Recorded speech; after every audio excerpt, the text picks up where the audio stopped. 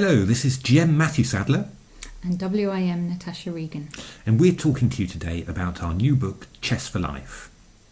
Now, in this book, we dedicated quite a lot of time to the games of the English GM Keith Arkell. And we felt that we'd played through so many of his games and analysed his style so well that we felt that we could really almost play like Keith. So we thought it was a good idea to do a little experiment. What we're going to do, I've selected 3 games of Keith's, and Natasha doesn't know which ones they are. Do you, Natasha? I don't know. Cross your heart? Cross my heart.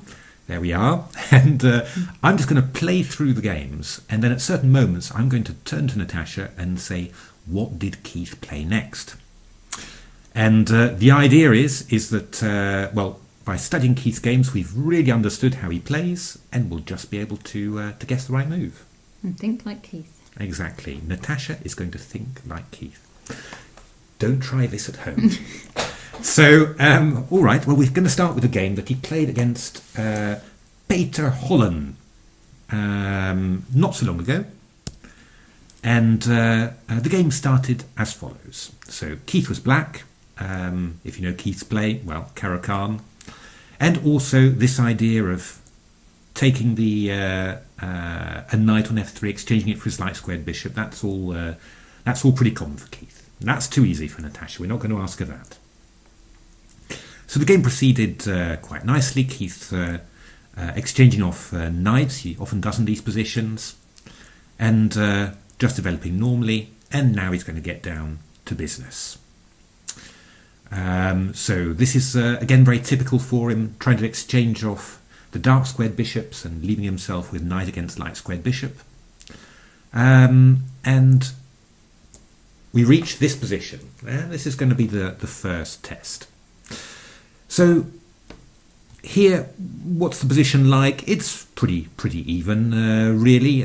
Black's knight is fine. White's bishop is fine as well. But obviously, the white queen is a little bit threateningly placed on the king side. White might just maybe try and bring a rook over or something. If you gave him enough time, it might get a bit threatening. So, what did you think Keith tried to do? We've certainly got to exchange off that queen, and as fast as possible. Now, how can we do that? We could do queen c7. Or that's definitely an idea. Come out on the king side, so queen f6, and then queen g6 or queen f4, kind of. Plans to get near that queen, so it's not a threat. Well done. Yes, you've made the first step to Keithdom, because yes, indeed, Keith actually played queen f6, which is a pretty good move. The idea is simply there's some threat against the king side eventually. Keith always likes to, in those sort of situations, to bring his queen there and neutralise the opponent's queen. And we mentioned another example like this in our book, Chess for Life. There was a queen h1, I seem to remember. That's the one. A surprising queen h1 to swap off a queen. Exactly. That's the one. So White now, I think Keith must have been licking his lips here, because White actually played queen e5 in this position. Tough one now. What did Keith do in this position? Did he just take it? He just exchanged off queens. He's very happy. And, we looked at this structure an awful lot in Keith's games in the book. He plays it very, very well. So-called minority attack. On the queen side. So how did Keith get his attack started on the queen side?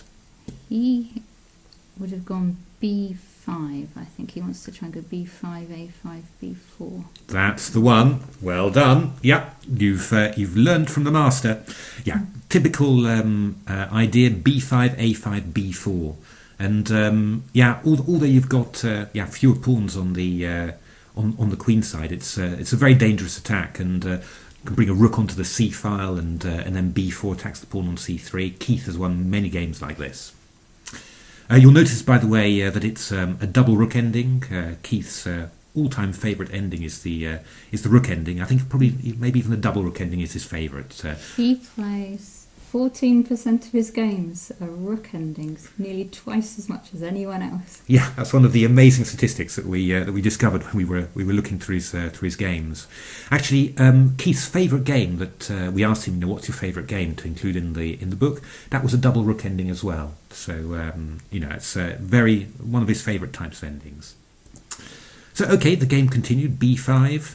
White did his own little minority attack, you can say, attacked on the king side like this. And the game sort of continued. A5, exactly what you said, Natasha. Keith, just good technique here, taking control of the open file. You'll notice actually that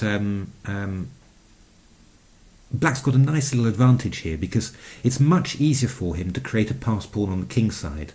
Here on the queen side, Black's pawns, 3 pawns, are really restricting White. So you can't really think how White would manage to get a passed pawn. Whereas with Black, you can just see them advancing and pawns coming to f5 to f4, g5, king coming round to f5 and coming forward and cramping White. So it's actually quite a nice little advantage here. So the game continued, Keith obviously advancing his pawns. In they come, g5 and h5. And we're going to come up to a nice little moment soon. Keith, we're just sort of playing around a little bit, no rush. Offering the pawn ending, which, very risky for White to take the pawn ending on. A4, a very nice little move. Basically what I said, what Black is saying here is I can create a passed pawn on the king side. You can't create a passed pawn on the queen side. I don't even need my minority attack anymore. I'm just going to try and just create my passed pawn on the king side. And here we actually come across something that we saw in the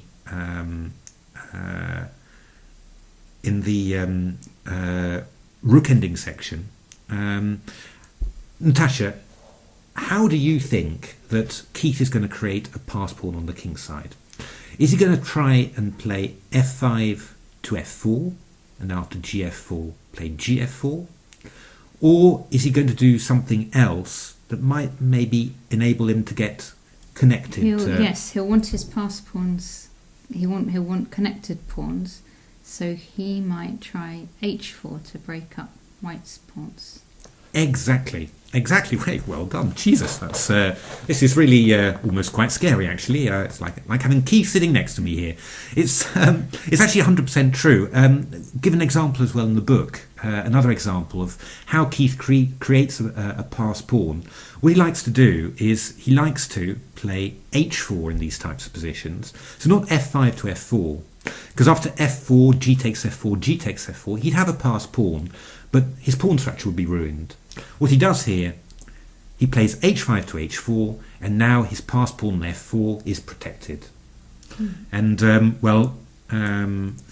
game continued very nicely for Keith. Very good technique here. One way, get the king passive, then go back the other way, attack all those weak pawns. Taking pawns with check, always a good idea. And then, what Keith did, does it very well, is at the right moment, his king comes in, and this is the end of the line, and White resigned.